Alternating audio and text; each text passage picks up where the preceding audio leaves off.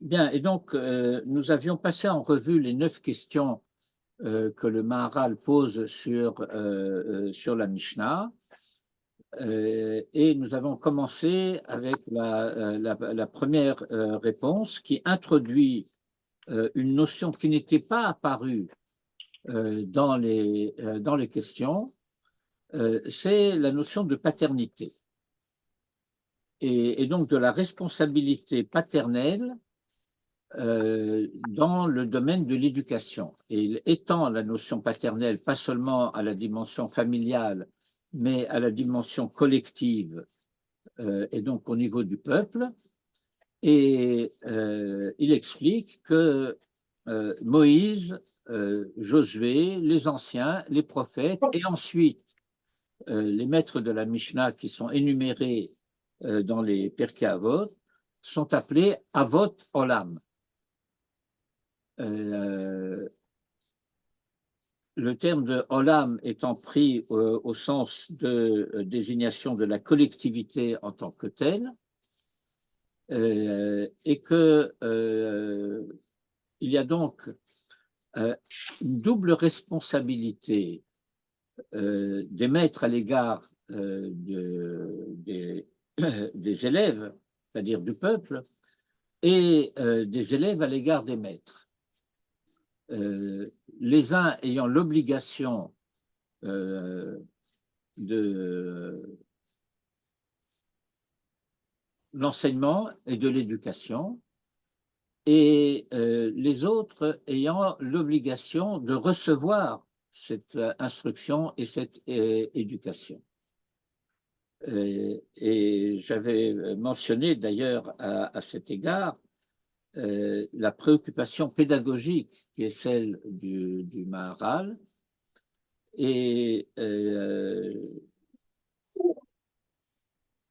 qu'il nous fallait réviser un petit peu peut-être une certaine conception que nous avons de l'étude, parce que nous nous sommes habitués, en particulier, et d'ailleurs ces dernières années, il y a eu une évolution extrêmement négative de ce point de vue-là, en tout cas en France en particulier, mais d'une manière générale dans le monde, et y compris en Israël,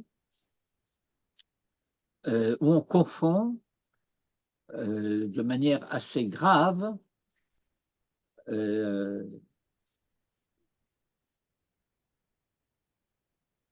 l'instruction et l'éducation.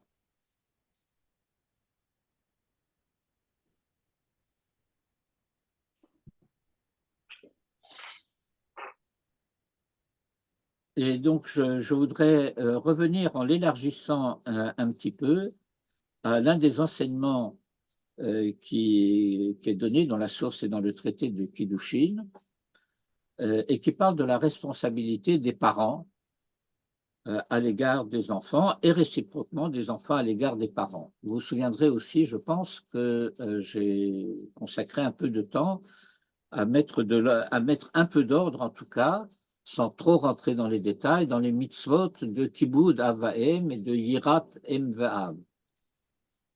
Vous vous rappelez de ça, je pense. Oui, oui, oui. C'est très intéressant. Et alors, mon ordinateur a ces derniers temps un peu de lenteur, donc j'espère que ça ne va pas trop nous handicaper.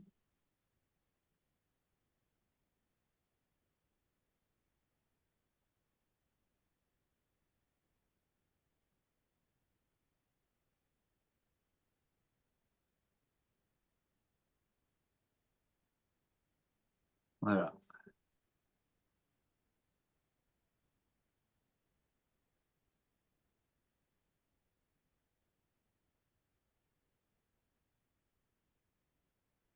Et donc, je reprends au début de ce paragraphe où le Maharal entame les réponses à l'ensemble des questions qu'il a posées. Perush HaMishnah Hazot, ki kol Musa Ra'ui hu la'av. Et donc, l'explication de cette Mishnah et la manière dont le Maharal commence indique déjà, si je puis dire, la tonalité, l'atmosphère générale de l'explication, c'est-à-dire de la compréhension de cette Mishnah. Et cette explication de la Mishnah va comporter deux dimensions, je dirais, principales. Une dimension qui est une dimension de connaissance, de compréhension de ce que les termes de la Mishnah impliquent et transmettent. Et puis, ce qu'on appellerait le contexte dans lequel cet enseignement est donné.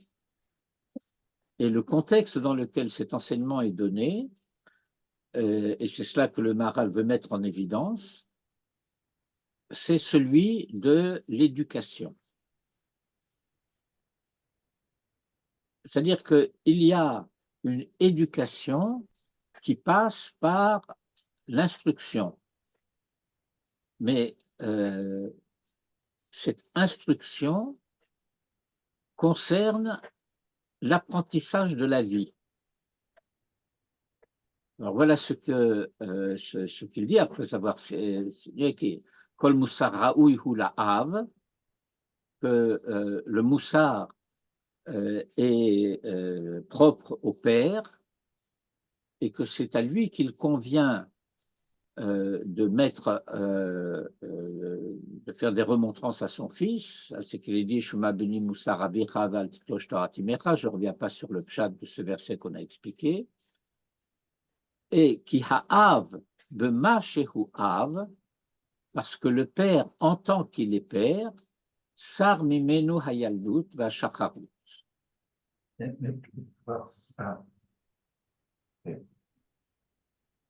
Vous avez une question, hein? Non, non. Juste si vous pouvez expliquer ça, mais non, il y a le doute. C'est-à-dire, la jeunesse l'a abandonné déjà. Oui, alors je vous invite à être très, très précis dans le vocabulaire. Ah, oui. Sar, c'est pas abandonné, c'est écarté. Écarté. Oui. Alors, il y a quelque chose qui s'est écarté déjà de lui, okay? C'est Hayaldut Vashachrut. Et donc, c'est quoi la Yaldut? Je fais des efforts, je me souviens la dernière fois, pour indiquer le fait que il faut distinguer entre l'enfantin et l'infantile. Il est très important pour l'éducateur de ne pas cesser d'être un enfant. Mais en même temps, il faut absolument cesser d'être infantile.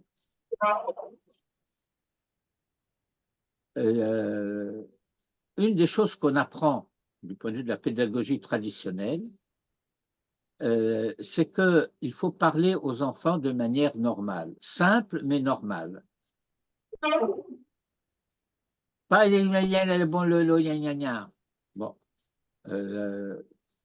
ça infantilise les enfants, ça les rend bêtes, ça ne les aide pas.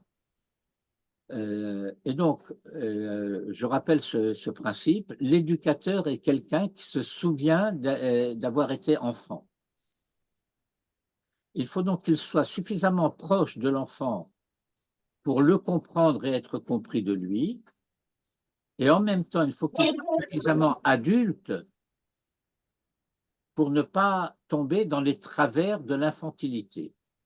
Et c'est cela, Sar mimenu hayaldut vashacharut.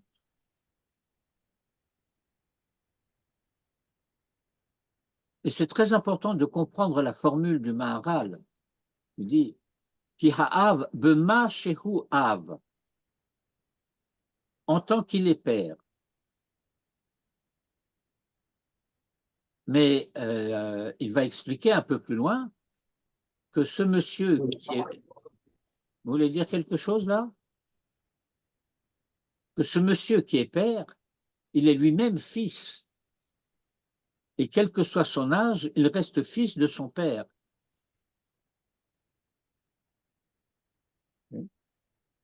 Euh, et en tant que tel, dans cette situation-là de fils par rapport à son propre père, eh bien, il a encore un certain nombre des caractéristiques de l'enfance qui peuvent être des problèmes qui lui restent à résoudre.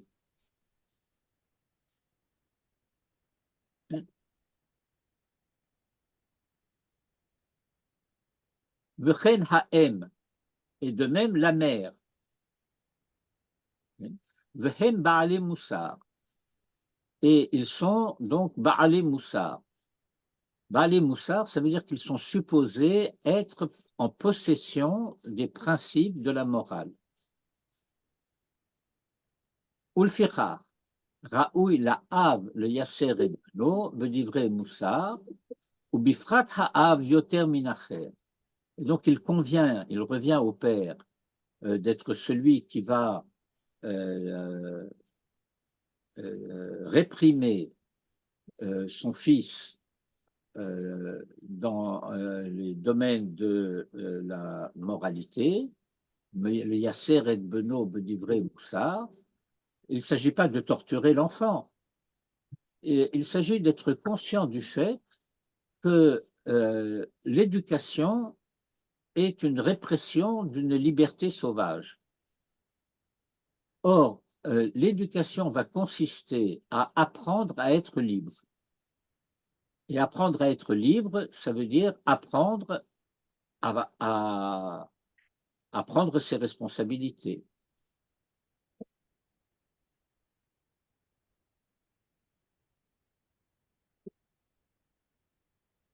Et ceci, je suis à la fin de la ligne 7, parce que dans son enfance, le fils Moutal al-Ha'av, eh bien, il dépend du père, le Hanifet Beno, de diriger, de conduire son fils, Bechol Davar Yalduto. Et Bechol Davar Yalduto, je reprends encore une fois l'explication que j'ai donnée la semaine dernière parce que ça me semble important, hein, que l'une des responsabilités de l'éducateur et donc du père, c'est d'apprendre à l'enfant à être enfant.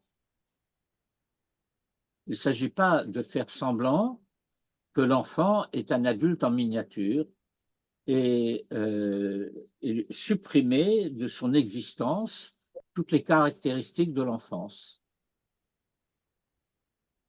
Que ça, c'est souvent un drame dans les familles religieuses où on va imposer à des enfants qui ne sont pas concernés par cela une pratique rigoriste des mitzvot. Il faut leur apprendre l'existence des mitzvot, il faut leur apprendre comment ça marche, mais il faut leur apprendre en même temps qu'ils n'y sont pas astreints. Ils sont astreints à les apprendre, mais pas à les pratiquer. Mais donc, en même temps, il y a un processus éducatif subtil qui doit instiller dans la conscience des enfants le désir d'être en situation d'obligation par rapport à ces mitzvot qu'ils sont en train d'apprendre.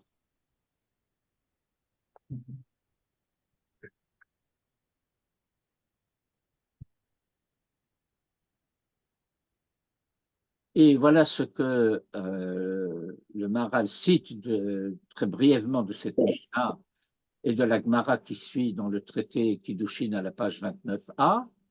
Ha'av chayev le lamed et beno Torah ou le hasio isha. En réalité, le texte de la Gemara est beaucoup plus long. Je vous ai rajouté cela dans la note 4 que nous allons visiter. De Tanoura Banan. Ha'av chayav bivno le moulo, le livre d'Oto, le lamdo Torah, le hasio isha, le lamdo omanut. Alors, le père a l'obligation à l'égard de son fils de le circoncire de le racheter si c'est un Bechor, le Lamdo Torah, lui enseigner la Torah, le Hasio Isha, le marier, ou le Lamdo Omanout, et lui apprendre un métier. Veuillez Shomrim, et certains disent Af la Hashito Bamaim. Certains disent il doit aussi lui apprendre à nager.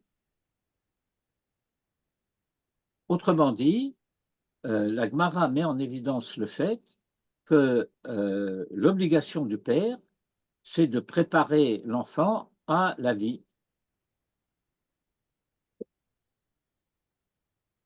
Il doit prendre en charge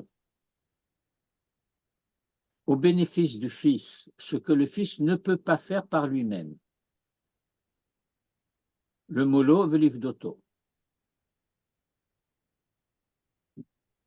En réalité, je m'arrête un tout petit peu là-dessus parce que je pense que c'est important.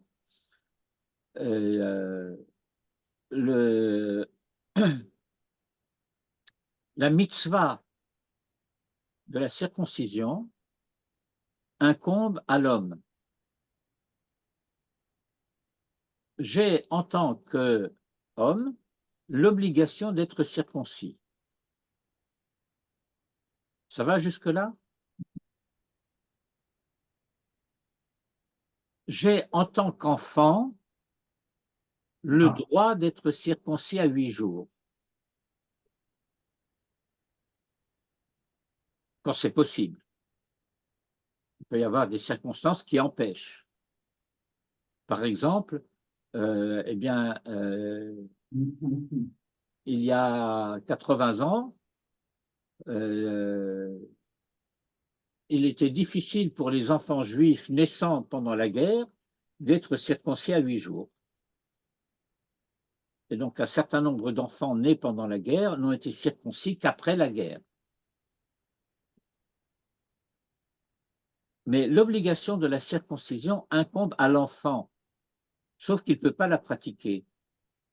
Alors, il y a une délégation de pouvoir qui incombe au père en tant que tel, et quand le père n'est pas en mesure de le faire, pour différentes raisons, peu importe lesquelles, alors la responsabilité de la circoncision revient au Beth Din, jamais à la mère.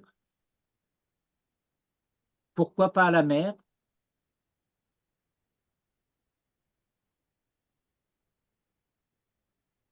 Autant de Vora, Pardon? l'épouse de Moshe a bien. Elle s'appelait Tzipora, pas Dvora. Tzipora, pardon. Bah, elle a pris une initiative, mais cette initiative ne lui appartenait pas. Non, parce qu'elle n'a pas d'obligation d'être circoncis. Parce que pour acquitter quelqu'un d'une mitzvah, il faut être soi-même dans l'obligation d'avoir à accomplir cette mitzvah. C'est pour ça, par exemple, qu'une femme peut faire le kiddush et acquitter des hommes par le kiddush qu'elle fait, parce qu'elle a elle-même l'obligation de kiddush.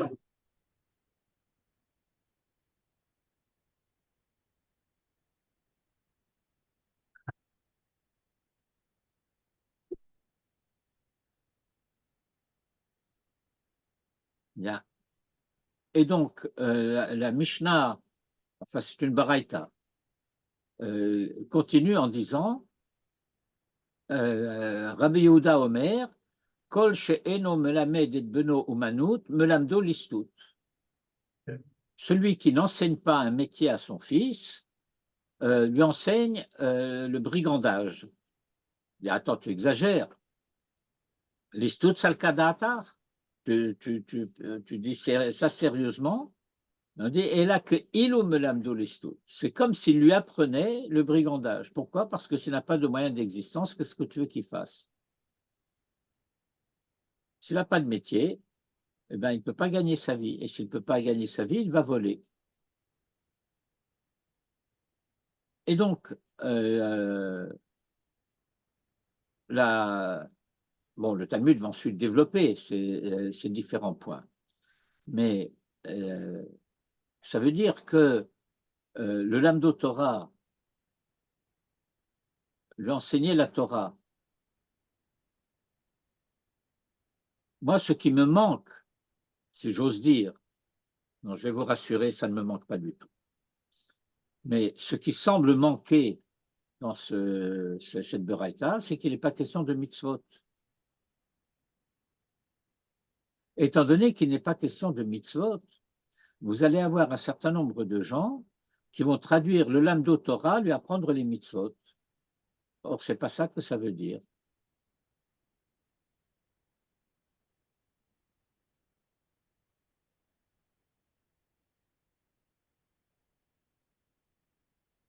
Au fur et à mesure que l'enfant grandit, il va découvrir que son père fait un certain nombre de choses. Et son père va lui expliquer ce qu'il fait.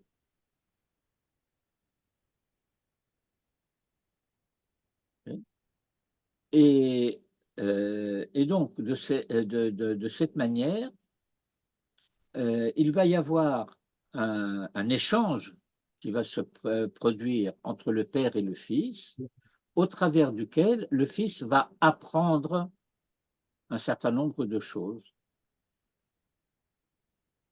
Mais il va les apprendre en tant que manière d'être et pas en tant qu'instruction théorique.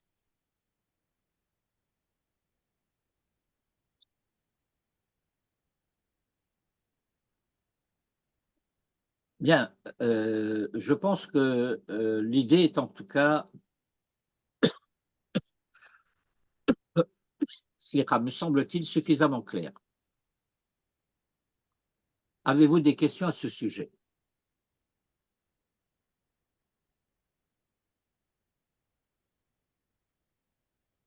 Vous choisissez à chaque fois de répondre par le silence, ce qui est souvent un peu frustrant. Pas de question. Oui.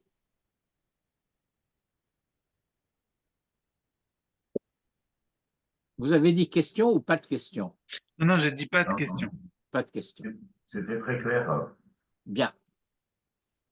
Juste une question personnelle. Dans le texte que j'ai, toutes les notes en bas de page ne sont pas sorties. Ouais, moi non plus, je les ai pas. À toi non plus? Alors attendez, cette note-là, je viens de l'ajouter. Ouais. Non, Mais même j'en ai aucune.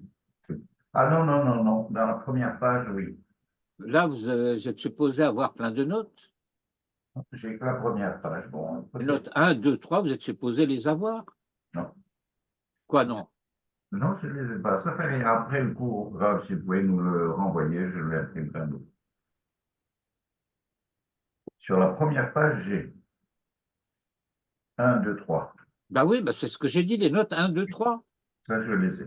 Ben alors, il n'y en a pas d'autres. Ah bon, d'accord. La note 4, je l'ai ajoutée ce matin.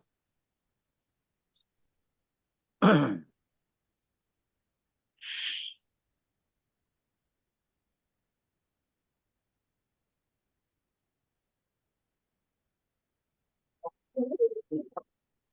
question qui me turlupine. Est-ce qu'on peut éduquer sans instruire? On ne peut pas éduquer sans instruire, mais on peut instruire sans éduquer. Oui, ça c'est sûr, mais c'était plutôt l'inverse qui m'intéressait. Et on peut forcer quelqu'un à apprendre des choses, et en particulier les apprendre par cœur. Alors,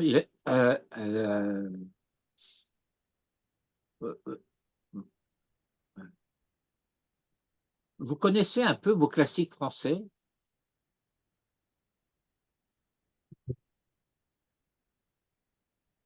Science sans conscience n'est que ruine de l'âme. Ça vous rappelle des choses? Montaigne. Eh bien, science, c'est l'instruction, conscience, c'est l'éducation. Et, et, et donc, il y a le désir des enfants, c'est de devenir grand.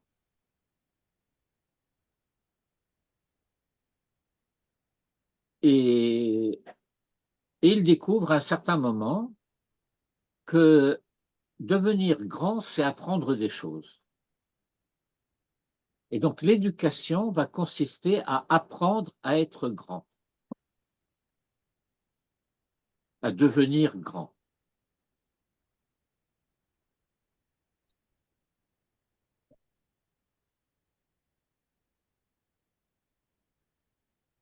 Et donc, ça implique aussi de maintenir vivace dans l'enfant le désir d'apprendre et l'intérêt de l'apprentissage. Alors, au fur et à mesure que l'enfant grandit et qu'on lui force à apprendre des choses sans qu'il ait la possibilité de percevoir en quoi cela le grandit, il va y avoir un désintérêt pour l'étude.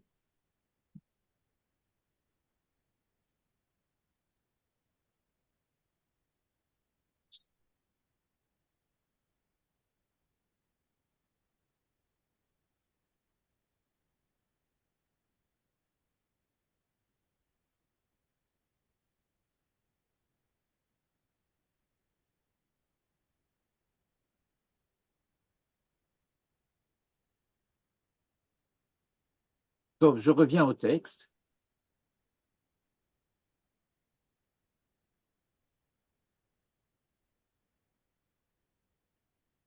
Attendez, excusez-moi.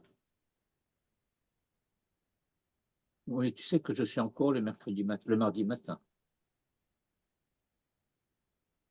Le mardi matin, je donne cours de 11h à 1h. Dans l'après-midi? Oui.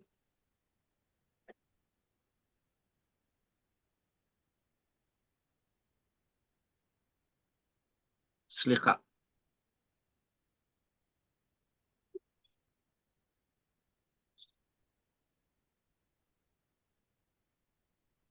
Et donc,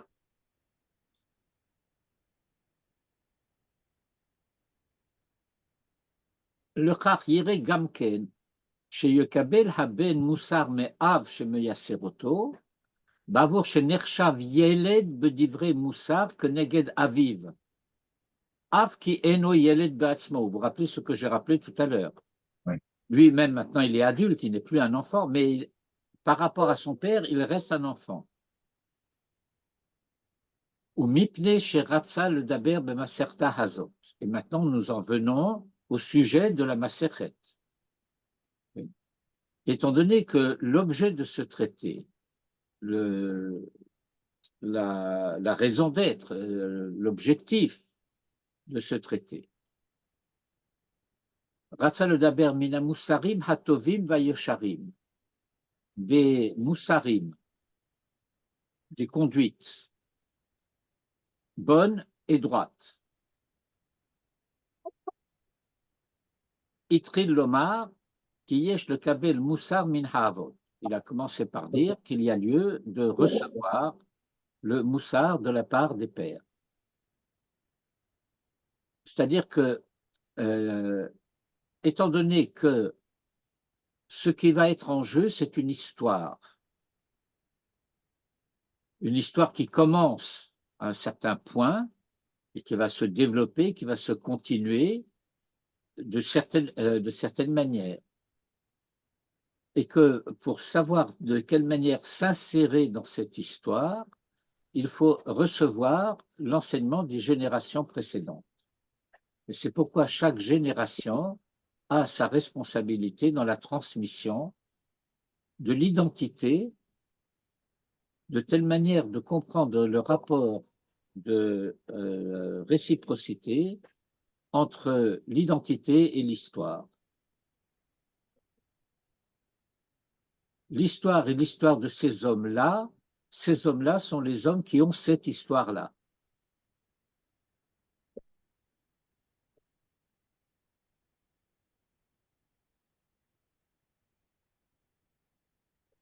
Elohim avot haolam bevadai, et ceux-là sont bien entendu les pères du monde, et parce que Moïse est considéré comme tel, et ensuite Josué, et ainsi de suite, toutes les générations suivantes, les anciens et les prophètes, et les hommes de la grande assemblée, et puis les Zougotes, et ainsi de suite. Je ne reviens pas en détail sur tout ce passage, je le passe en revue globalement.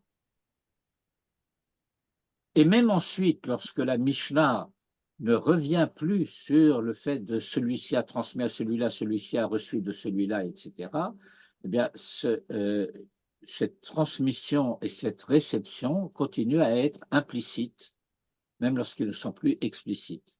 Vaf mina zugot veilach, et même après les couples des disciples, chez l'Ohiskir Kabbalah, où la notion de Kabbalah n'a plus été mentionnée. Pourquoi? Eh bien, parce qu'à partir d'un certain moment, explique-t-il, il n'y a plus eu cette relation privilégiée de tels maîtres et de tels élèves. Que ce n'est qu'à ces élèves-là que ce maître-là pouvait transmettre ce qu'il transmet, et que ce que ces élèves-là reçoivent, ils ne pouvaient le recevoir que de ce maître-là. Alors, tant qu'il y avait cette relation exclusive entre le maître et les élèves, la Mishnah le mentionne. Ce n'est pas un simple fait de détail qu'un tel a reçu d'un tel, c'est d'un tel que ceux-là ont reçu. Vous comprenez la précision et l'insistance? Lorsqu'on va dire Antignosh ish socho kibel mishimon hatzadik, ce n'est pas simplement une donnée d'information.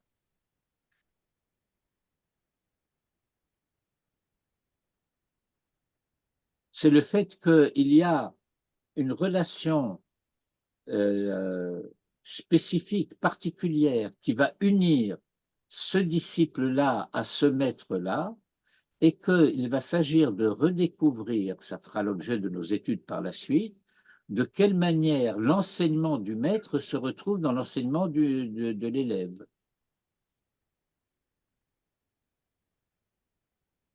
C'est clair ce que je viens de dire là? Oui, oui. Parfaitement.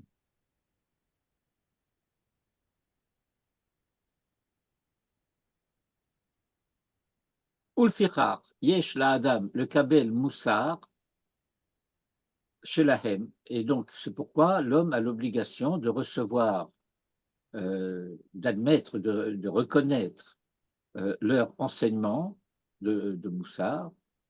Como chez Al-Haben, Raoui le Kabel Moussar Ra'ab.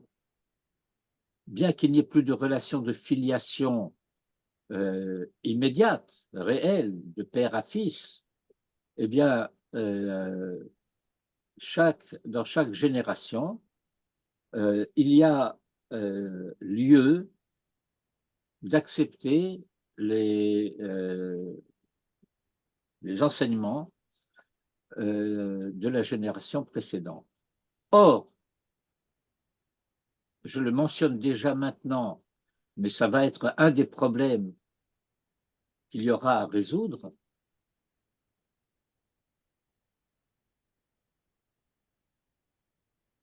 Le fait pour une génération d'avoir à recevoir le moussard de la génération précédente risque d'être un frein à l'évolution de l'histoire.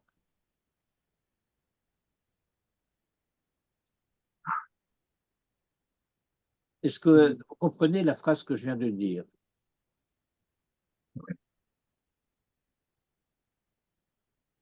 Oui, mais est-ce qu'il n'y a pas un autre problème aussi? C'est que justement, si on parle du moussard de la génération d'avant et de la Torah de la génération d'avant, est-ce qu'on n'est pas du coup en train de dire qu'on n'a pas transmis tout le message tel qu'on l'a reçu, puisque on parle d'un certain type de transmission. Donc, par définition, il n'est pas exhaustif. Oui.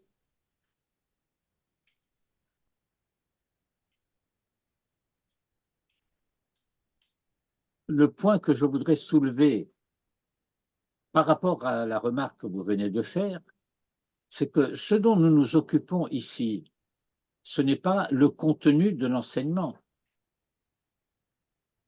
Quand je dis ce n'est pas le contenu de l'enseignement, il ne s'agit pas, par exemple, pour une génération donnée, de recevoir de la génération précédente l'enseignement de Rashi et de Ramban et de Rambam et de Rabbeinu Bechaye et de tous les autres qui ont enseigné depuis les temps les plus immémoriaux et jusqu'à ce jour.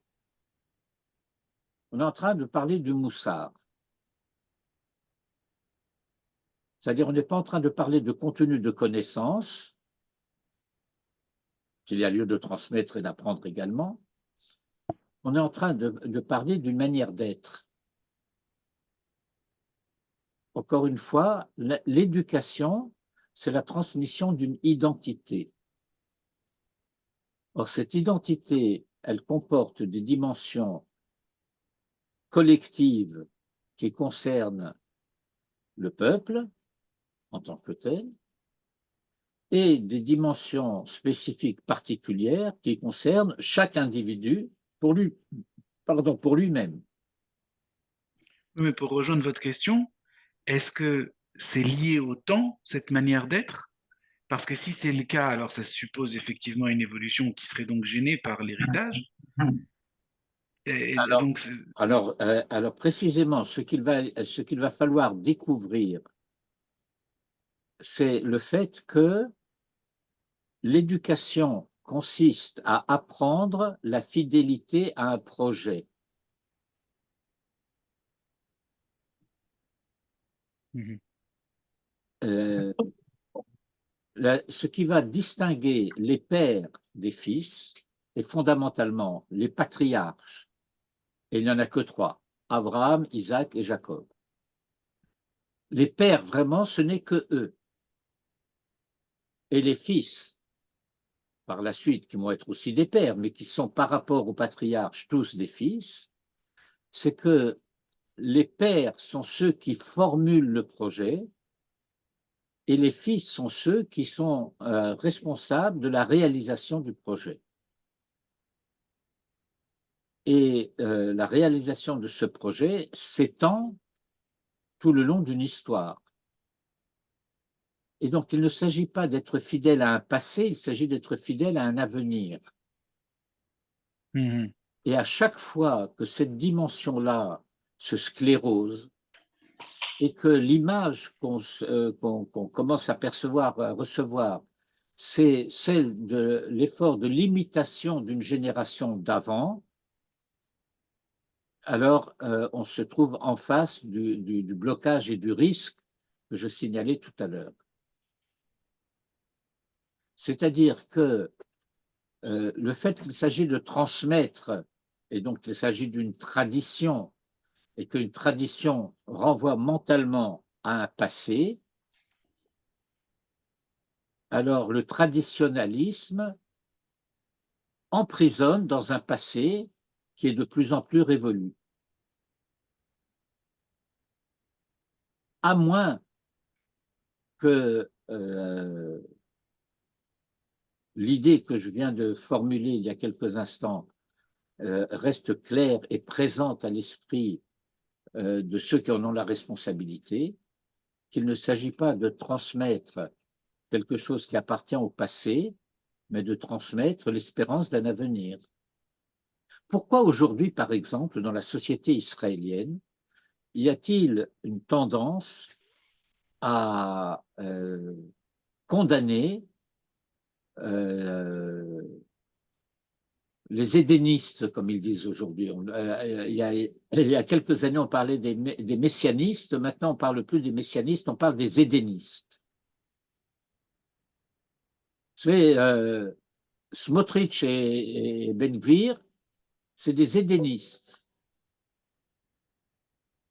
Est-ce que vous savez ce que ça veut dire, vous, les édénistes? Non.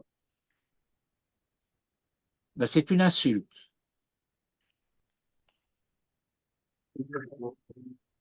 Et pourquoi c'est une insulte? Parce que ça consiste à être enfermé dans une conception, comment dirais-je, obscurantiste de la tradition.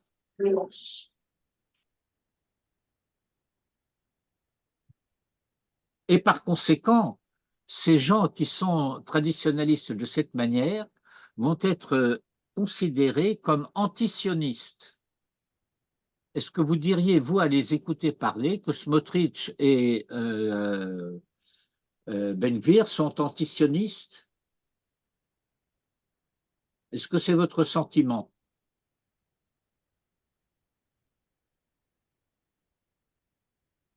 Bon, vous me laissez parler, vous ne me répondez pas. Non, Non, on peut dire plein de choses, mais pas ça. Ben, on les accuse d'être antisionistes. Pourquoi? Ah, parce qu'ils sont édénistes. Étant donné qu'ils sont édénistes, ils ne peuvent pas, par définition, être sionistes, parce qu'ils appartiennent à un passé.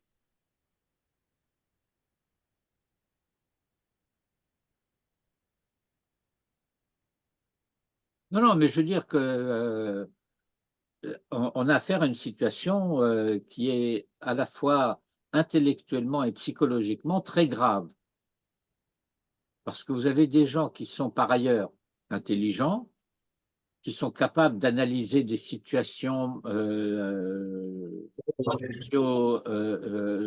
socio-économiques et militaires, etc., de manière très pointue, et qui sont idéologiquement enfermés dans une certaine conception qui les empêche de voir certaines réalités. Euh,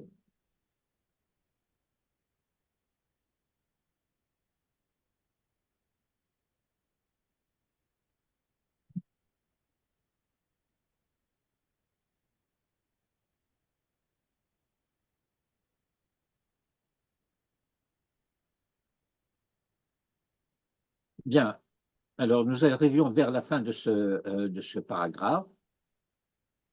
Euh,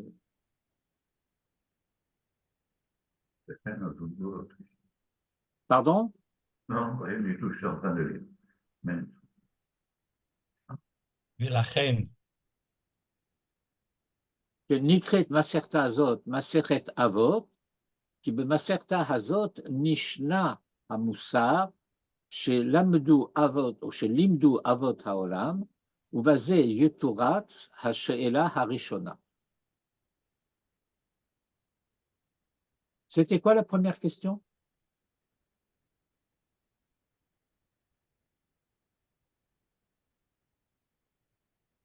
C'est quoi les pères? De quoi parle-t-on? Qui sont les pères? C'est ça la première question? Non? Ah,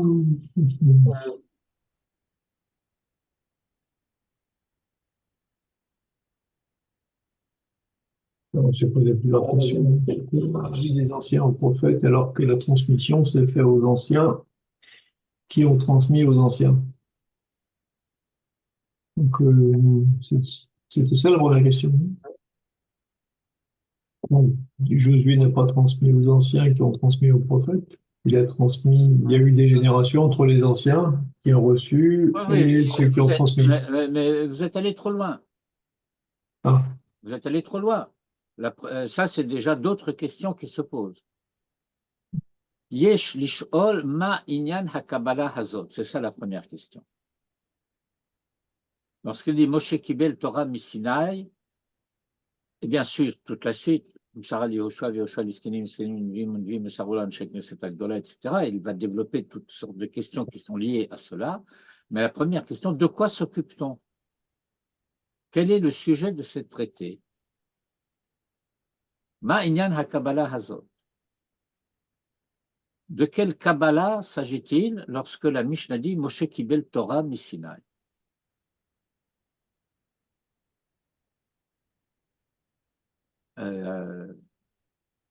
Et qui va se préoccuper par la suite de la manière dont cette Torah est arrivée d'un tel à un tel. Ce dont on ne parle dans aucune autre massacre, dans aucun autre traité. Et donc, il a répondu, voilà, ceci est la réponse à la première question. Et la première question, c'était de savoir quel est l'objet de cette Mishnah. Et donc, on a compris que l'objet de cette Mishnah, c'est la transmission de l'identité de ceux qui vont être concernés par cette Torah qui a été reçue au Sinaï, et ainsi de suite. Et donc ça, c'est du point de vue du fond, l'objet de la Mishnah. Mais cette Mishnah, elle n'a pas seulement un fond, bien entendu, elle a aussi une forme. Et la forme n'est pas indifférente. Omnam, Ma she'amar Moshe kibel Torah mi Sinaï, velo amar shekibel haTorah mipi hakadosh baruch hu. C'était une autre question. Pourquoi la Mishnah a-t-elle dit que Moïse a reçu la Torah du Sinaï et non pas que Moïse a reçu la Torah de Dieu, de la bouche de Dieu? Puisqu'aussi bien c'est de la bouche de Dieu que Moïse a reçu la Torah, le Sinaï, lui, il n'a jamais parlé.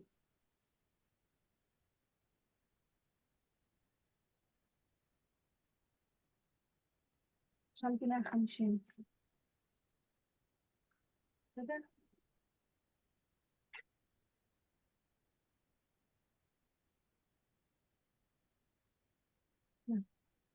נהיה בקשר. טוב, פייר? C'est-à-dire. Ok, la question est claire. Ma she'amar Moshe kibel Torah mi Sinaï, velo amar shekibel la Torah mipi hakadosh baruch hu. Alors faites bien attention à tous les détails de la formulation. La Mishnah n'a pas dit Moshe kibel ha-Torah mi Sinaï. Dit Moshe kibel Torah mi Sinaï. Il n'a pas reçu la Torah du Sinaï. Il a reçu, si je voulais parler en français précis, il a reçu de la Torah. Il n'a pas l'article. Et il n'a pas dit qu'il a reçu la Torah de la bouche de Dieu. Vous êtes toujours là? Vous avez suivi jusque-là la formulation de la question? Oui, pourquoi on ne dit pas que c'est une Torah plutôt que la Torah? Je n'ai pas compris. Pourquoi on ne dit pas que c'est une Torah, puisqu'il n'y a pas l'article, l'article défini. Comme il n'y a pas d'article défini, c'est donc indéfini, donc on pourrait dire il a reçu une Torah. Oui, mais en français, on dirait il a reçu de la Torah.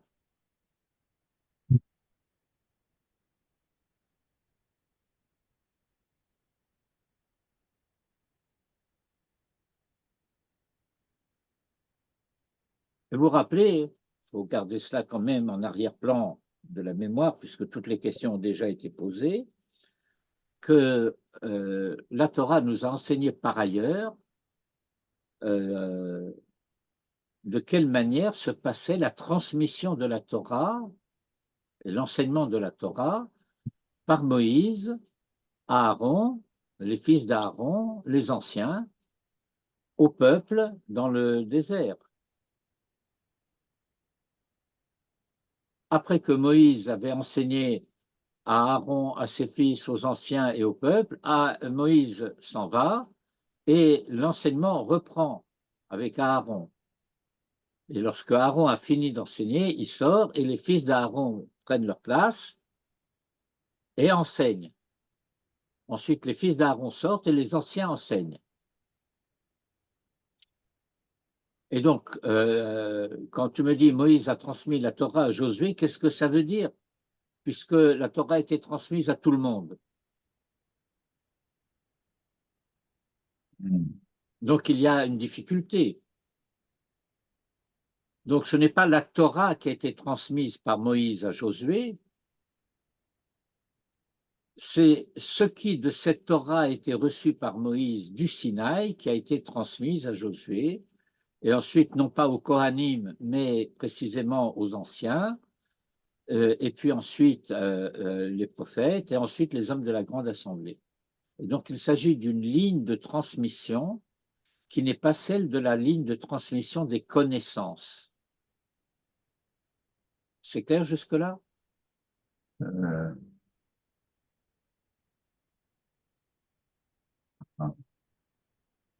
Si vous comprenez ce que décrit le processus que j'ai rappelé tout à l'heure, ça veut dire que tout le monde a reçu au moins 4 fois l'enseignement de la Torah. Au moins 4 fois. Et à des niveaux et de manières différentes. là, ce qui lui transmet, c'est l'instruction. Ne changez pas mon sujet. J'ai dit, ce n'est pas le contenu de l'enseignement de la Torah.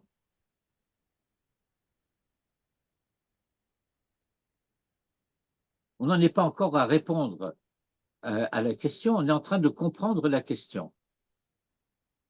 Et donc la deuxième question qui se posait, c'est pourquoi la Torah, la Mishnah n'a-t-elle pas dit que Moïse a reçu la Torah de Dieu et qu'elle dit qu'il a reçu de la Torah du Sinaï. Alors je commençais par expliquer que nous savons par ailleurs que tout le monde recevait l'enseignement de la Torah de manière détaillée. Vous vous rappelez ce que dit la paracha de Mishpatim et le commentaire de Rashi sur le début de Mishpatim? Oui, c'est pour, leur permettre de respecter les mitzvot. Oui, mais lorsque la Torah va dire Ve'elu hamishpatim asher tasim lifnehem. Et alors Rashi va dire qu'est-ce que ça veut dire asher tasim lifnehem? Il va dire eh bien, ne t'imagine pas qu'il va suffire que tu leur dises, en leur répétant 2 ou 3 fois quelle est la halakha, sans prendre la peine de leur expliquer le pourquoi et la raison d'être des choses.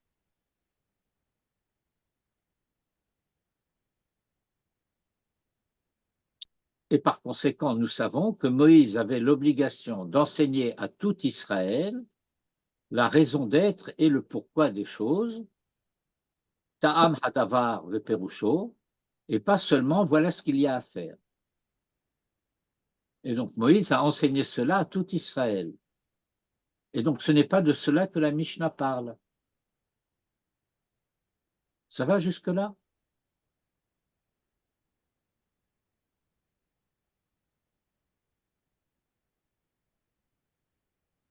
Si ça ne va pas, je ne peux pas continuer.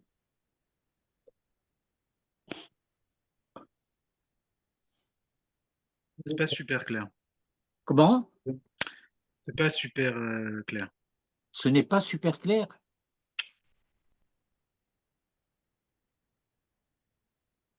Enfin, pour moi.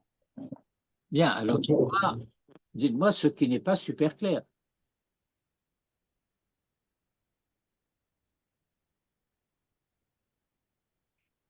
Je sais pas. Si j'arrivais à mettre le doigt dessus, ce serait plus clair.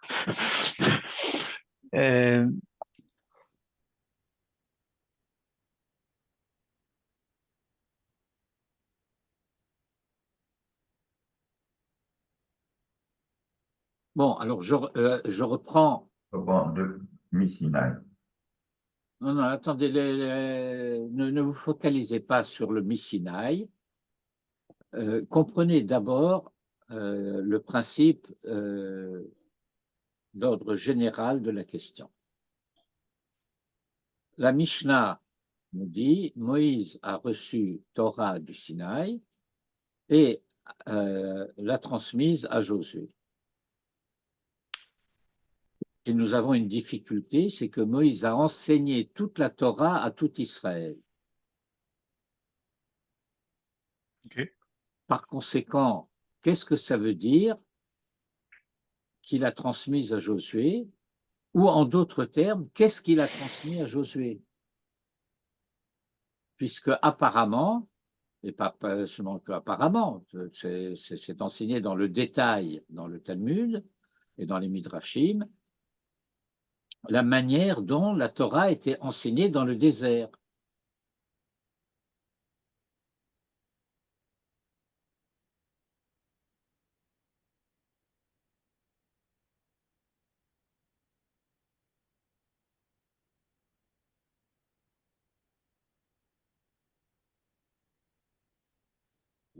Ok. OK? Donc, cela veut dire que la question qui se pose à nous, donc, c'est de comprendre qu'est-ce que ça veut dire Moïse a reçu la Torah du Sinaï, ou de la Torah du Sinaï.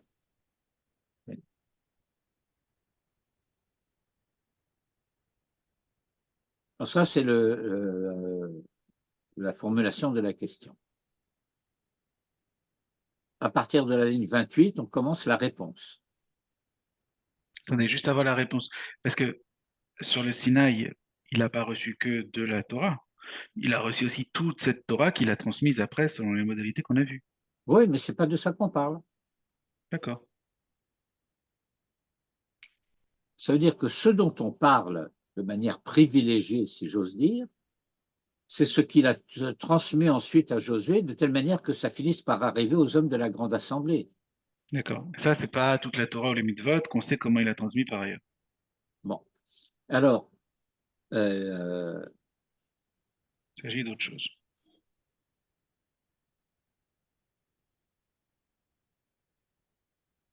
Yesh le Faresh, il y a lieu d'expliquer que le Chachamar Moshe Kibel Torah Misinaï, que la raison pour laquelle la Mishnah a dit Moïse a reçu de la Torah du Sinaï, Kizé Moré al Ikar Ma'alat HaKabbalah shel Moshe.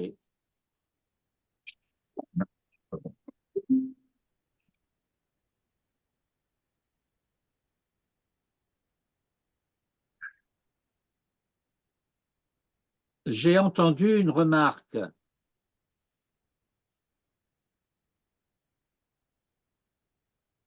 Quelqu'un a fait une remarque. Quelqu'un voudrait-il bien répéter sa remarque? Non, j'ai pas compris la dernière chose. Alors je reprends, c'est une phrase. Yesh le Faresh, il y a lieu d'expliquer. Ki le Chach Amar Moshe Kibel Torah Misinaï. Que la raison pour laquelle il a dit Moïse a reçu la Torah du Sinaï, Kizé Moré al Ikar Ma'alat HaKabbalah shel Moshe. Parce que cela indique l'essentiel de la valeur de la réception de la Torah par Moïse. Shehaya HaKadosh Baruch Hu Meyached lo Makom, à savoir que à cette transmission qui a été donnée à Moïse, un endroit spécifique a été réservé. Ah, Non, j'ai pas compris. Vous n'avez pas compris les mots? Ouais, les mots, c'est vraiment une histoire de traduction. Oui, alors, Shehaya HaKadosh Baruch Hu Attendez, juste, Meyached Adlifne, Kizem Moré. Zemoré, cela montre, cela indique Ouais, Al-Ikar Ma'alat HaKabbalah shel Moshe, c'est-à-dire? sur l'essentiel de la valeur de la réception de Moïse, Essentiel de la valeur de la réception. oui, de la Kabbalah, ce que Oui, Moïse a d'accord. reçu, eh ben, ça a une valeur particulière. Ouais. Quelle est la valeur particulière dont il s'agit? À savoir que cette transmission ne s'est pas passée n'importe où, mais quelque part. Ah, ok. Un quelque part qui a été sur invitation, si je puis dire. Lorsque nous reprenons le texte de la Torah et que nous lisons, alors Dieu dit à Moïse, monte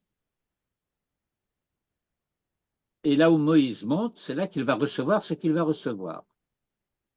Et donc, la première chose que le Maharal veut mettre en évidence, c'est le fait que cet enseignement que Moïse va recevoir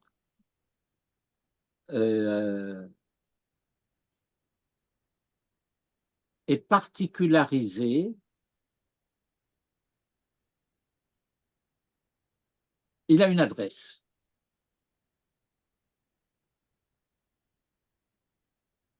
Une autre manière de le dire, c'est que c'est non seulement concret, quand on dit ça a une adresse, oui,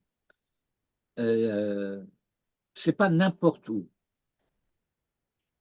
Or, ceci est totalement contraire à l'enseignement académique qui va faire semblant de vouloir nous faire croire que plus c'est abstrait, intemporel et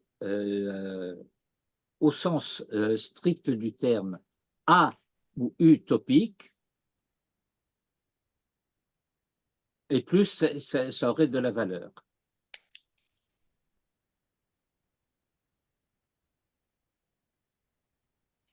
Comment on traduirait la tête Loshem Torah? Pour lui donner là-bas la Torah. Ah, Sham. Shehaya Hakadosh Baruch Hu meyached lo makom, que Dieu lui réservait un lieu, Vehu Har Sinai, qui est le mont Sinaï, la tête lo Sham Torah, pour lui donner là-bas Torah.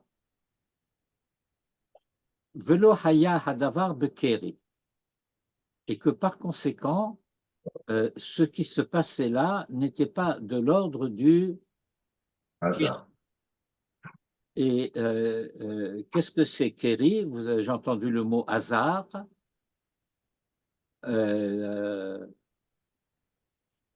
C'est exact, mais il y a un autre terme encore que hasard.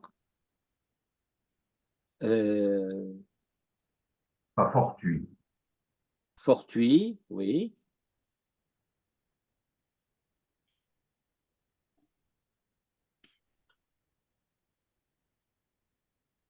Coïncidence? Non, Anodin. oui, bien sûr, mais je dirais désincarné.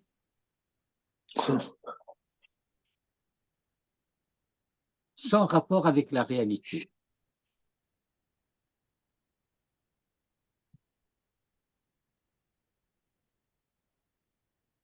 Théorique. Ah, oui, théorique. Oui. Ah oui. Que dire-t-il Etzel Nevié Haumot, à la manière dont il est écrit concernant les prophètes des nations, et donc nous apprenons, et c'est aussi important, qu'il y a des prophètes chez les nations, Vayikar Elohim el Bilam, ce que je traduirais de manière un peu littéraire, Dieu s'est aventuré chez Bilam. Vayikar.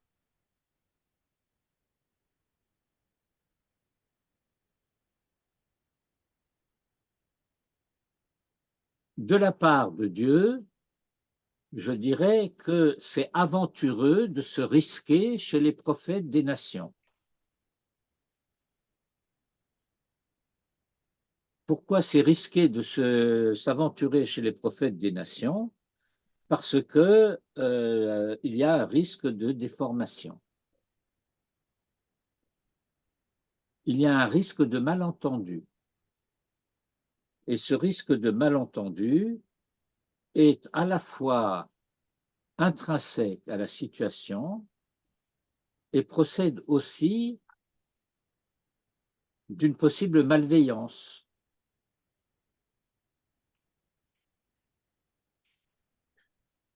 Je m'explique, et c'est une parenthèse. vous allez avoir, lorsqu'on va parler en français, de l'utilisation d'une expression qui va être les faux prophètes. Or, cette expression des faux prophètes est, est une trahison flagrante de l'enseignement de la Torah. Pourquoi? Eh bien, c'est parce que l'enseignement de la Torah ne parle pas de faux prophètes, mais de prophètes de mensonges. Navi Sheker. Or, Navi Sheker, ça ne veut pas dire que c'est un faux prophète, ça veut Ouais. dire que c'est un vrai prophète qui ment.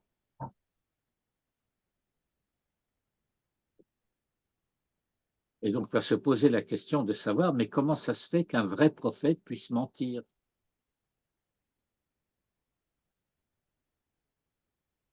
Et donc, ça va poser le problème de savoir que un vrai maître, c'est-à-dire quelqu'un qui a reçu un enseignement authentique, puisse mentir dans sa transmission.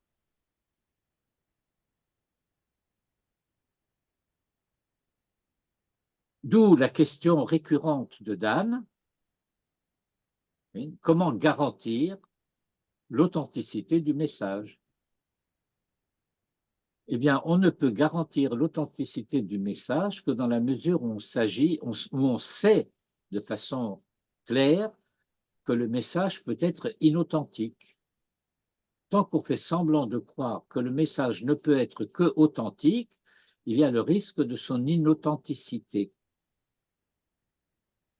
Et donc, l'authenticité, c'est que c'était au Sinaï.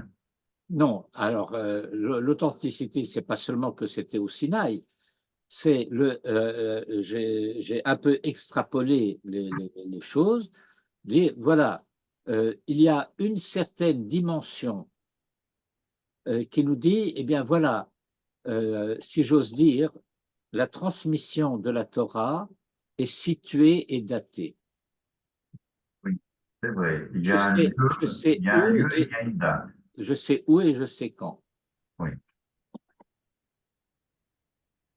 Et en plus de cela, nous allons avoir des instructions qui vont nous dire, par exemple dans les Mishnah des Pirkei des Pirkei Avot, par exemple, un enseignement qui va nous dire l'importance de préciser de qui j'ai reçu l'enseignement que je transmets. À Omer Davar Beshem Omro.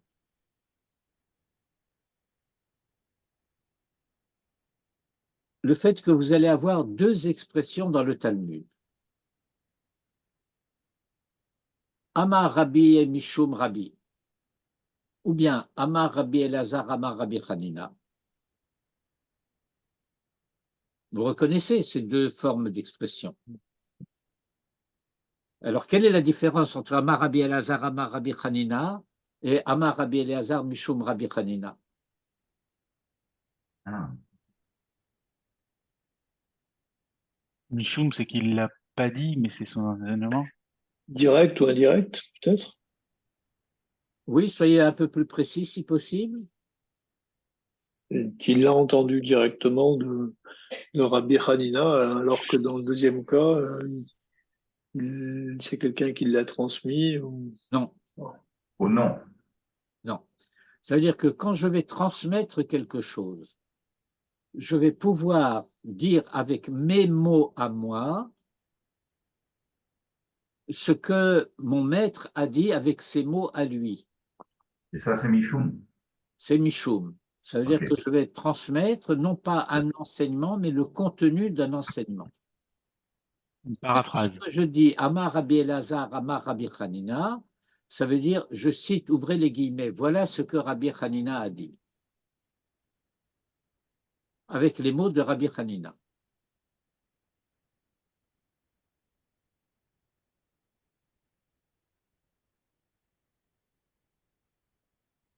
Et c'est la raison pour laquelle, par exemple, dans le Talmud, vous allez pouvoir avoir ce genre de situation où quelqu'un cite un enseignement d'un maître et que quelqu'un d'autre va intervenir en disant si cela a été dit, voilà comment cela a été dit. I itmar, achi itmar.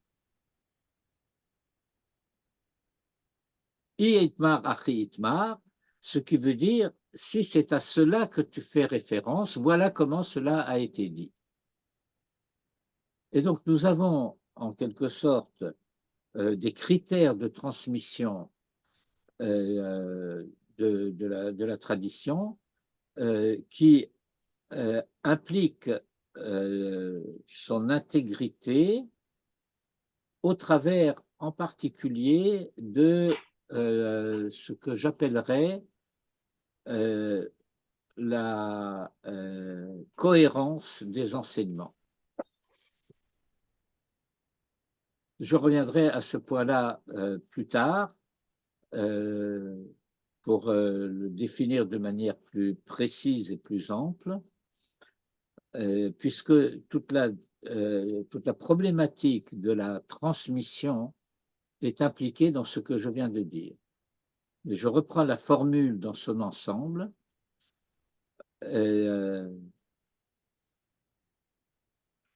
L'enseignement des maîtres du Talmud a sa cohérence propre, à savoir que tous les enseignements de Resh Lakish sont cohérents les uns avec les autres, s'impliquent les uns les autres. De même que tous les enseignements de Rabbi Elazar et tous les enseignements de Rabbi Yochanan et ainsi de suite. Cela signifie aussi que les enseignements des différents maîtres du Talmud font ce qu'on appelle en français système. Et que ces systèmes ont chacun leur logique et leur cohérence.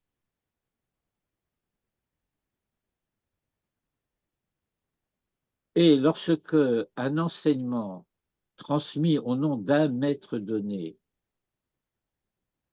semble ne pas répondre à ce critère de cohérence, alors il faut s'en expliquer. Par exemple,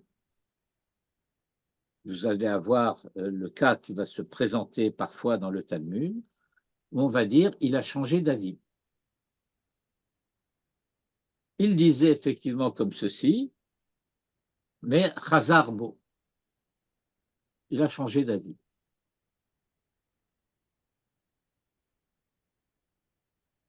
Et dès le moment où on reconnaît qu'il y a eu un changement d'avis, ça veut dire que sur tel point, eh bien, il y a une réserve.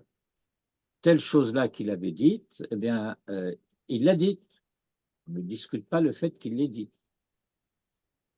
Mais il a changé d'avis.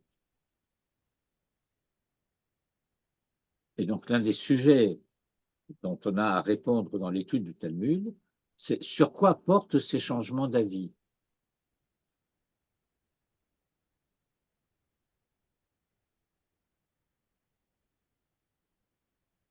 Bien, je reviens au texte du Maharal.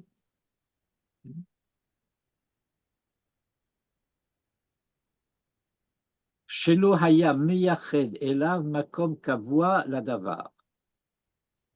À savoir qu'il ne lui réservait pas un lieu fixe pour lui parler ou pour la chose dont il parlait. Velonikrazé, et par conséquent, cela ne s'appelle pas, cela ne peut pas porter le nom de Kibel HaTorah Mimenu Yidbara, qu'il ait reçu de lui, c'est-à-dire de Dieu, la Torah. Im Haya Hadavar Bemikre, si la chose était aléatoire par rapport à lui. Et là, Je ne comprends pas pourquoi le fait qu'il y ait un lieu défini fait qu'on peut dire qu'il a reçu la Torah de lui. alors, encore une fois, l'implication que le Maharal veut mettre en évidence, c'est le fait que quelque chose peut être aléatoire, et si c'est aléatoire, ça veut dire que cela ne possède pas le caractère d'absolu de l'enseignement de la Torah. Ok, mais ça n'explique pas pourquoi Mi-Sinaï et pas B-Sinaï. Attendez, pas tout à la fois, pas tout à la fois. Parce que là, on est en train d'expliquer pourquoi il a reçu Oui, B-Sinaï. oui, non, il est en train de dire pourquoi il n'a pas dit de la bouche de Dieu, mais il a reçu du Sinaï. Alors, la première réponse que le Maharal donne, c'est parce que ça veut dire que Moïse a été invité à recevoir la Torah en un lieu donné. Dès le moment où il y a un lieu, ce n'est plus aléatoire. Mhm. Et par conséquent, le lieu,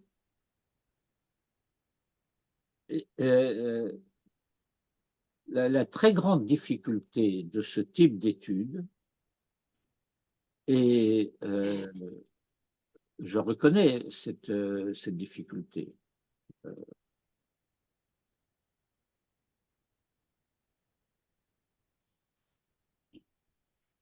La très grande difficulté de ce type d'étude, c'est le fait qu'il y a simultanément une dimension abstraite et une dimension très concrète. La dimension très concrète, c'est le fait de comprendre que dès le moment où on vous dit ça se passe quelque part, oui, alors ce quelque part où ça se passe donne à ce dont on parle une dimension de réalité, une dimension de réalité dans l'absolu. Mais dès le moment où j'utilise le terme de absolu, je suis passé du concret à l'abstrait.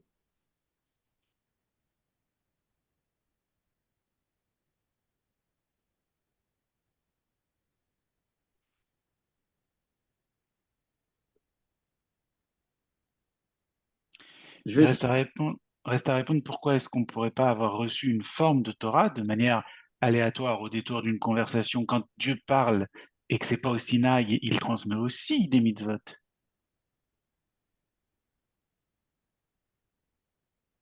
vous affirmer quelque chose euh, de théorique. Il pourrait se faire que, mais dans la réalité, c'est jamais comme ça.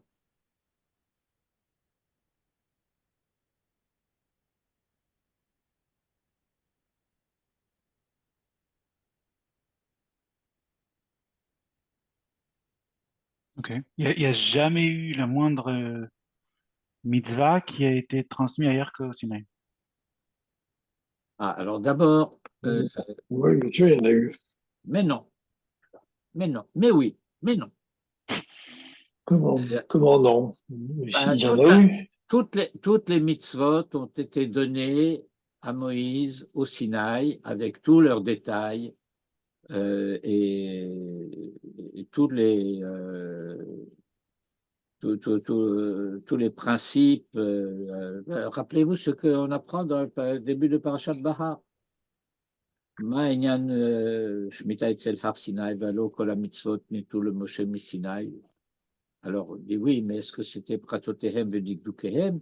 Il dit oui, oui, kol hamitzvot nitu pratotehem vedikdukehem mi-Sinaï. Voilà. Ouais, dans Béchalar, ça se passe pas dans le Sinaï. Et tout a été répété dans le Ohel Moed, et tout a été répété une troisième fois, Be'arvot Moab. Cela dit, ça, c'est pas notre sujet. Mais c'est. Attendez une seconde, que je vous retrouve ce verset qui se trouve à la fin de Parashat Mishpatim.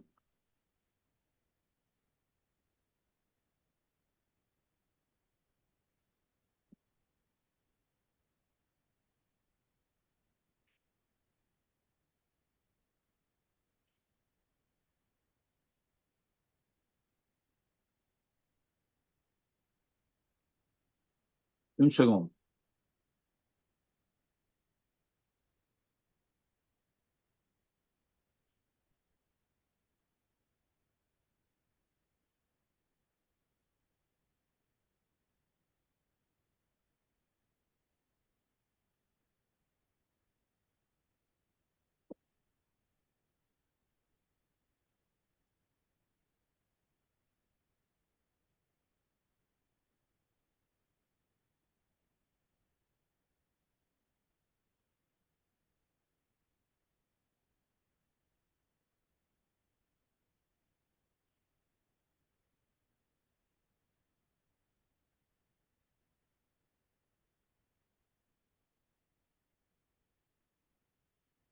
J'arrive. Voilà. Alors, vous avez à la fin de la paracha de Mishpatim, c'est-à-dire au chapitre 24, verset 12 de la Torah, Vayomer Hashem el Moshe, et Dieu dit à Moïse, allez Elai Ahara, monte vers moi à la montagne, Vehye Sham, et sois là-bas, Ve'etna lecha, et je te donnerai, et luchot ha'even, les tables de pierre, Ve'ha-Torah, et la Torah, Ve'ha-Mitzvah, et la Mitzvah, Asher Katavti, que j'ai écrit, le Horotam pour leur enseigner.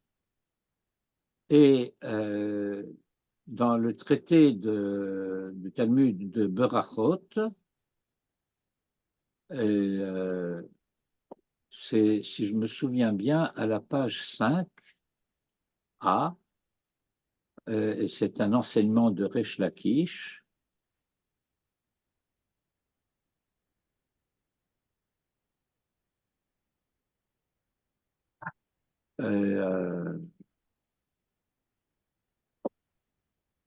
Voilà ce que Amar Rabbi Shimon ben Lakish, Maïdirtiv, que signifie le fait qu'il soit écrit Vetena lecha et luchota even va Torah va mitzvah asher katavti le horotam, luchot et lo aseret adibrot.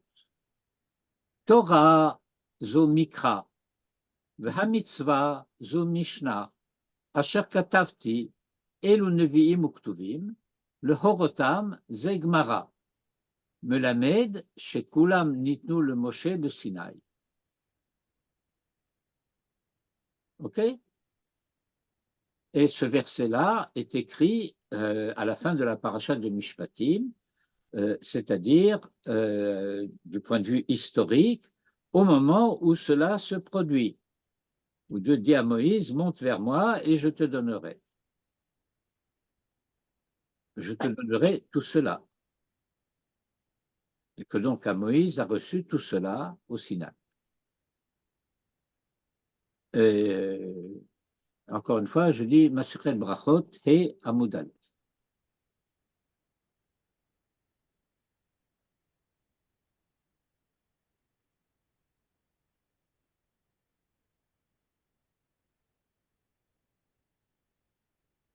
Alors, vous avez eu un exemple dans le verset que nous avons lu.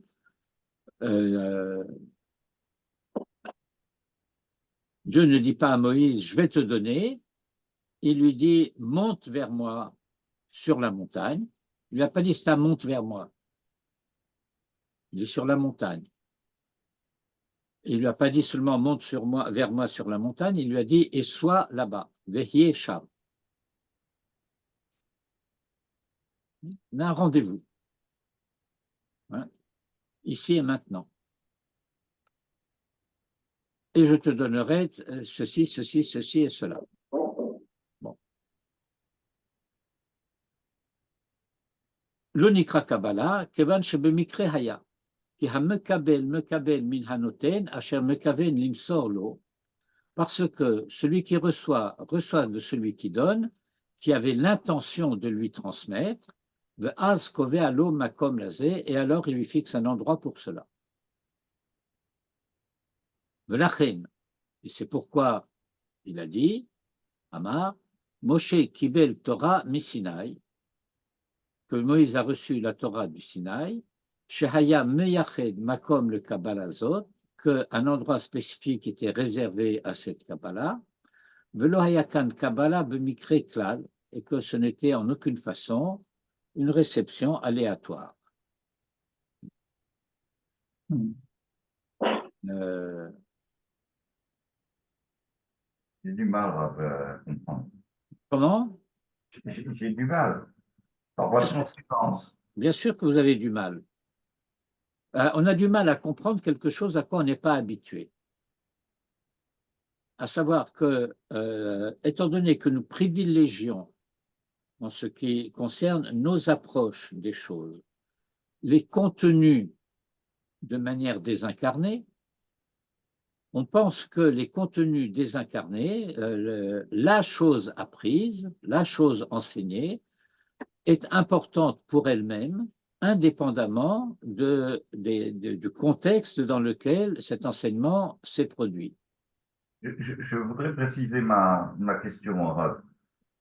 S'il avait été dit Sinaï, bon, j'aurais compris, c'est-à-dire qu'en fait, il a reçu à un certain endroit, un certain jour. Mais à partir du moment où il est dit Sinaï, cela me questionne. C'est pas le lieu qui est important, semble-t-il. Alors, comme je l'ai dit tout à l'heure, on ne peut pas répondre à toutes les questions simultanément, mais je dirais que dès le moment où il est dit Sinaï, cela va impliquer que non seulement le lieu a une importance, mais il a une importance en tant qu'origine. Ok. Et dès le moment où je dis origine, eh bien, j'implique aussi une dimension supplémentaire au fait que cela ne reste pas seulement, si j'ose dire, situé en un lieu, mais ça vient de là-bas.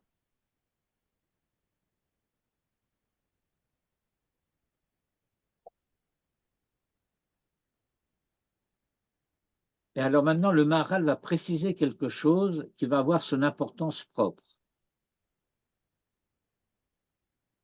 Ve'af imamar, Moshe kibel Torah mipi HaKadosh Baruch Hu b'Sinai, lo haya more shayaze makom meyuchad. Le Maharal prévoit une certaine objection. Une objection théorique. Supposons que le texte ait dit ceci. Bien, cela n'aurait pas le même sens. Ceci quoi? Que Dieu a donné, que Moïse a reçu de Dieu au Sinaï. Alors cela n'impliquerait pas que le lieu où Moïse aurait reçu aurait une signification, une valeur particulière. Pourquoi?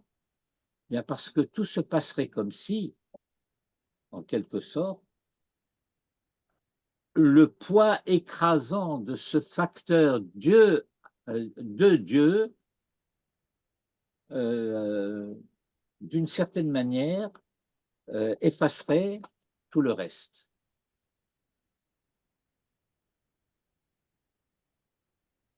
Alors, je reprends la lecture à partir de la ligne 6, à la fin de la ligne 6. Ve'af ki amar, ve'af imamar, Moshe kibel Torah mipi HaKadosh Baruch Hu b'Sinaï, et même s'il avait dit, Moïse a reçu la Torah de la bouche de Dieu au Sinaï, lo haya more, cela ne montrerait pas, shehayaze hamakom meyuchad, que cet endroit-là était spécifique, particulier. Aval, mais, Kacher Amar Moshe Kibel Torah mi Sinaï, lorsqu'il dit Moïse a reçu la Torah du Sinaï, Rotzelomar, cela signifie ki haya Sinaï meyuchad lazé, que le Sinaï était spécifique à cela. Que ilou, notez bien ce que ilou est extrêmement important, comme si haya Sinaï, le Sinaï était Emtsaï, un intermédiaire, Aliodé chez Echi Noto le Char, par le fait que Dieu l'aurait préparé pour cela, Shetavo HaTorah Mimenu le Moshe, que la Torah vienne de lui à Moïse, de lui le Sinaï. Autrement dit, la formule Moshe Kibel Torah mi Sinaï apparaît comme si le Sinaï était un intermédiaire entre Dieu et Moïse en ce qui concerne la réception de la Torah. Ce qui d'ailleurs, soit dit en passant, a été la raison qui a poussé le Maharal à poser la question de la manière dont il l'a posée, puisque c'est cela que ça semble impliquer. Or, cette manière de dire serait une manière mythologique, parce que le Sinaï n'est pas quelqu'un, il n'est pas un intermédiaire, il ne parle pas.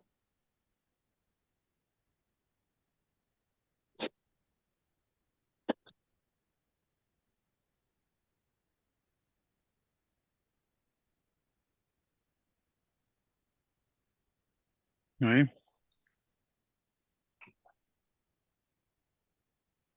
Ah, ça rend pas le Sinaï. Je veux dire, comment est-ce que Dieu peut préparer un endroit pour que ça vienne de là, vers Moshe? Il a décidé, c'est là que ça va se passer. D'accord, c'est pas une préparation, ça, c'est une décision. D'accord, c'est pourquoi il a dit que Ilu Haya Sinai Emtsaï al Yodé She'echin Oto le Kach Shetavo HaTorah Mimenu le Moshe.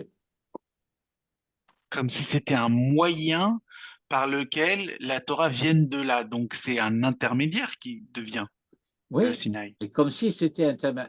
Qui a parlé à Moïse au Sinaï? C'est Dieu, c'est pas le Sinaï. Ce que je veux dire, c'est que Maharal- là, ce qui semble dire, c'est que c'est plus qu'un rendez-vous, quoi. C'est non, mais ce sur quoi le Maharal insiste, et il insiste d'autant plus qu'il est conscient de la difficulté que cela implique pour nos manières de penser. Okay? Que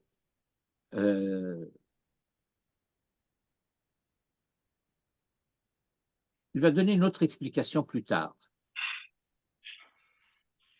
Mais celle-là est première. Il faut comprendre pourquoi celle-là est première par rapport à celle qui viendra ensuite. Mais je ne pourrai en parler qu'ensuite, quand nous aurons reçu la suivante. Sinon, on va tourner en rond. Et donc, la première chose qu'il veut mettre en évidence, c'est le fait qu'un enseignement comme celui de la Torah, que cet enseignement soit situé a son importance. Parce que lorsqu'il est situé, cela veut dire que il ne s'agit pas de quelque chose d'aléatoire. Le point principal pour l'instant qu'il faut que nous retenions, c'est le fait que le Maharal veut nous faire découvrir ce fait que il s'agit d'une transmission de Torah vraiment, bien qu'il ne s'agisse pas de la Torah,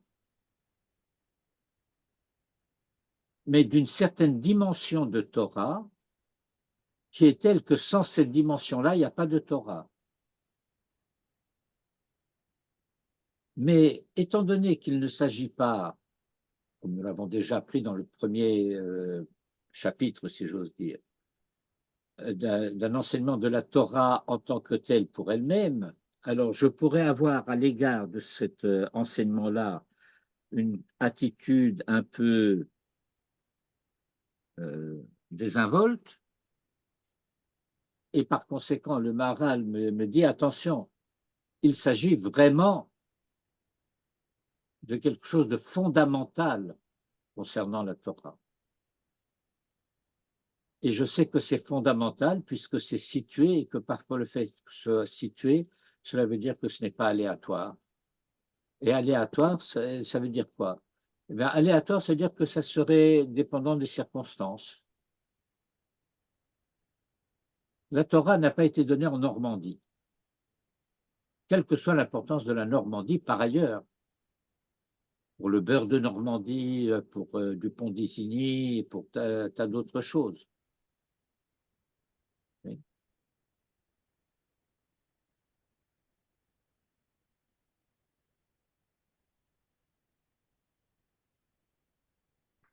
Ouais.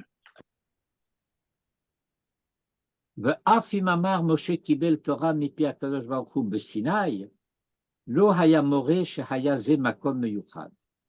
Cela n'aurait pas montré qu'il s'agirait d'un endroit particulier. Aval ka'asher amar Moshe kibel Torah mi-Sinaï, mais dès lors qu'il a dit Moïse a reçu la Torah du Sinaï, Rotzelomar, cela signifie ki haya Sinaï meyuchad lazé, que le Sinaï était spécifique à cela. Spécifique à cela, cela veut dire que ça ne pouvait pas se passer ailleurs.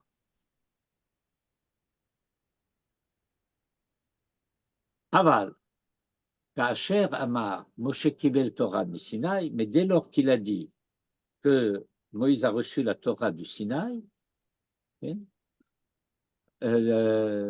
Rotzelomar, cela veut dire que Haya Sinaï Meyuchad Lazé, que le Sinaï était spécifique à cela, que Ilou, comme si Haya Sinaï Emtsaï, le Sinaï était un intermédiaire, Aliodé chez Hechin Oto le Char, par le fait d'avoir été préparé à cela, Chetehe, à savoir que la chose,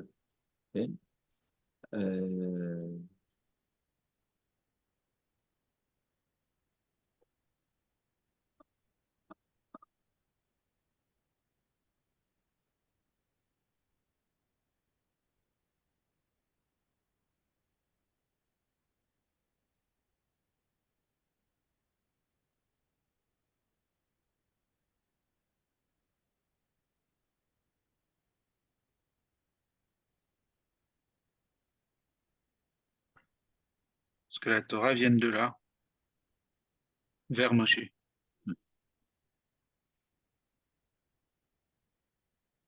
ומורה דבר זה, שלא היה הקבלה הזאת במקרה,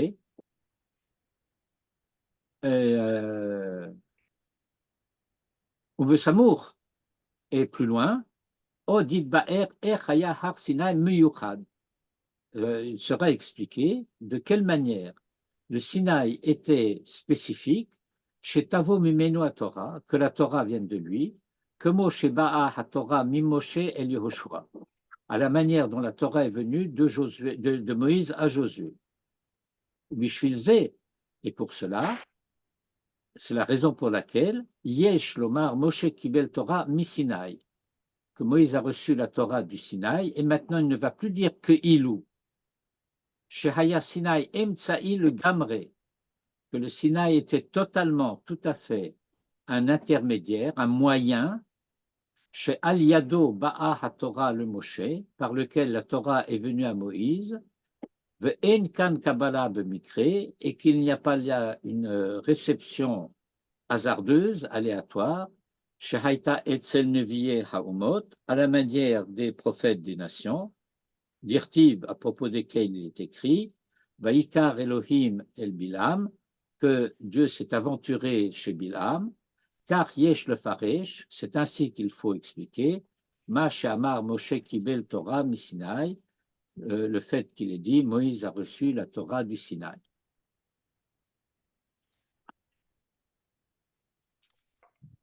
Et ça, c'est encore une fois une première, au double sens du terme de premier, c'est-à-dire premier en chronologie et premier en importance de cet enseignement, bien que déjà maintenant il annonce Uve Samour Odid Ba'er Echaya Har Sinai Meyuchad.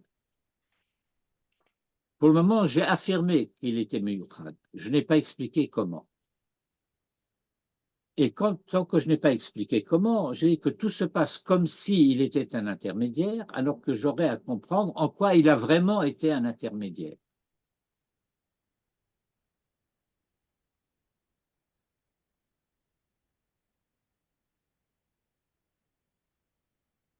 Et nous sommes arrivés au terme de notre étude d'aujourd'hui. Et il me reste à vous souhaiter bonne fête, puisque c'est fête ce soir. Chazak Baruch, Toda Rabba. Hazak Baruch, Chag Sameach, Rav, merci beaucoup. Vous avez encore quelque part le texte sur les 10 commandements que je vous ai envoyé l'année dernière? J'ai dû le mettre quelque part. Vraiment, quelque part, ouais. Vous l'aviez envoyé, rappelez-moi, par mail ou par... Oh, j'ai dû l'envoyer par WhatsApp. ouais, Ah, vous voulez toujours que je l'envoie par mail? ouais, parce qu'au moins par mail, ça reste et on peut revenir. Par WhatsApp, ça reste tout autant, vous savez. On l'a eu au mois de février de cette année, méditation à propos des 10 commandements. C'est le texte, hein, c'est ça? Oui. C'est possible de le renvoyer par... J'ai envoyé à propos de la paracha de Yitro. Oui, c'est ça. Shavuot, fête des semaines. Je l'ai, ouais. Possible de le renvoyer, Raph, par mail? Tout est possible. Merci beaucoup. Pas rappelé, je vais le relire. Oh. Eh bien, Merci voilà. beaucoup, Rav. Chazak Baruch, Bientôt. Chag Sameach. Chag Sameach. Je retrouve. Amen.